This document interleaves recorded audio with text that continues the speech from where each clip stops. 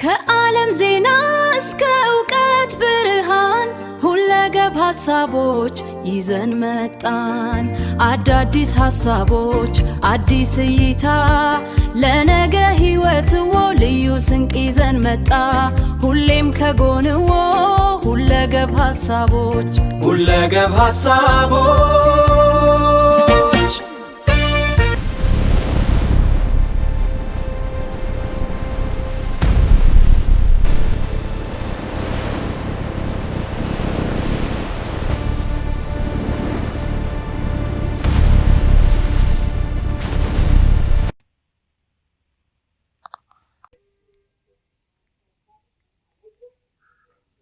ዓለምን ያሰጋው የመካከለኛው ምስራቅ አስከፊው ጦርነት፣ የኃያላኑ ፍጥጫና የሰው ልጅ እልቂት።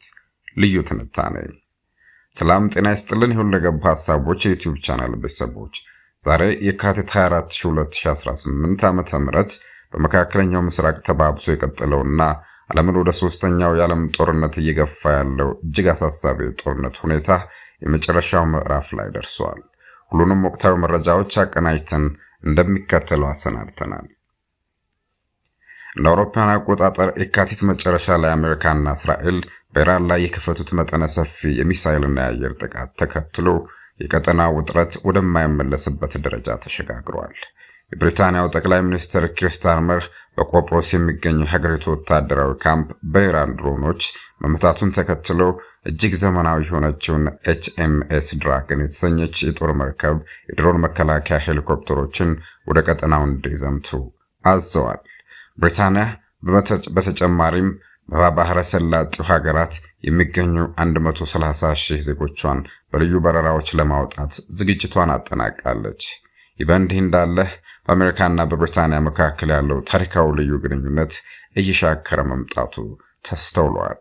ፕሬዝዳንት ዶናልድ ትራምፕ ስታርመር መጀመሪያ ላይ የአሜሪካ ጦር ቤዝ እንዲጠቀም ባለመፍቀዳቸው ስታርመር አጋዥ አይደሉም፣ ይህ በጣም ያሳዝናል በማለት በይፋ መውቀሳቸው ተሰምቷል።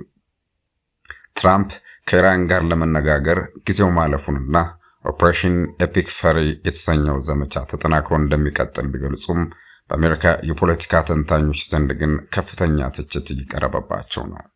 ፕሬዝዳንቱ ጦርነቱን በከፈቱ ማግስት ስለ ዋይት ሃውስ እድሳት፣ ስለ አዳራሹ ውበትና ስለ መጋረጃ ቀለም ሲያወሩ መታየታቸው ትኩረታቸው ተከፋፍሏል በሚል 6 አሜሪካውያን ወታደሮች በተገደሉበት ወቅት ተገቢ ያልሆነ ድርጊት ነው ተብሎባቸዋል።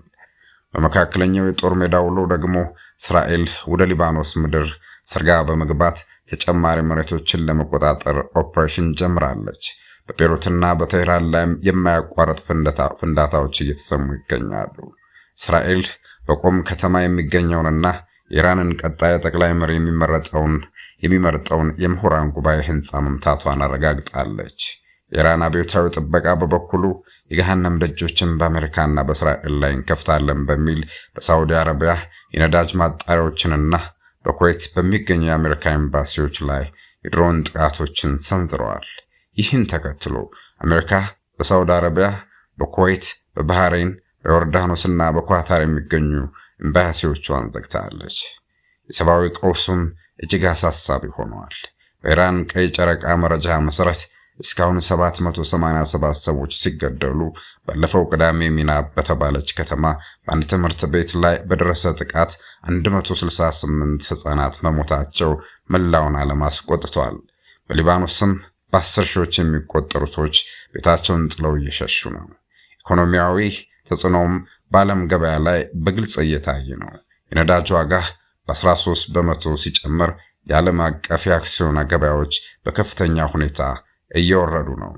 ፕሬዝዳንት ዶናልድ ትራምፕ ለዘላለም መዋጋት የምትችልበት የጦር መሳሪያ ክምችት እንዳላት ቢገልጹም ጀርመንና ፈረንሳይን ጨምሮ በርካታ የአውሮፓ ሀገራት ግጭቱ ከቁጥጥር ውጭ እንዳይወጣ ስጋታቸውን እየገለጹ ይገኛሉ። የጀርመኑ ቻንስለር ፍሬድሪክ ሜርስ ሁኔታውን ለመወያየት ወደ ዋይት ሃውስ አምርተዋል። እኛም የሁለገብ ሐሳቦች ዩቲዩብ ቻናል ቤተሰቦች ይህን እጅግ ፈጣንና አሳሳቢ ሆነውን የቀጠናውን ሁኔታ በቅርበት እየተከታተልን መረጃዎችን የምናደርሳችሁ ይሆናል። ጦርነቱ ቆሞ ሰላም እንዲሰፍን የሁላችንም ምኞት ነው። ለዛሬ ያዘጋጀንላችሁ ዜና ይህንን ይመስል ነበር። ስለተከታተላችሁን እናመሰግናለን።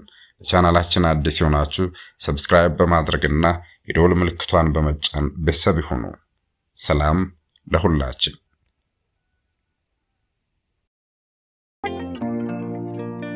ከዓለም ዜና እስከ ዕውቀት ብርሃን ሁለገብ ሐሳቦች ይዘን መጣን። አዳዲስ ሐሳቦች አዲስ እይታ ለነገ ሕይወትዎ ልዩ ስንቅ ይዘን መጣ። ሁሌም ከጎንዎ ሁለገብ ሐሳቦች ሁለገብ ሐሳቦች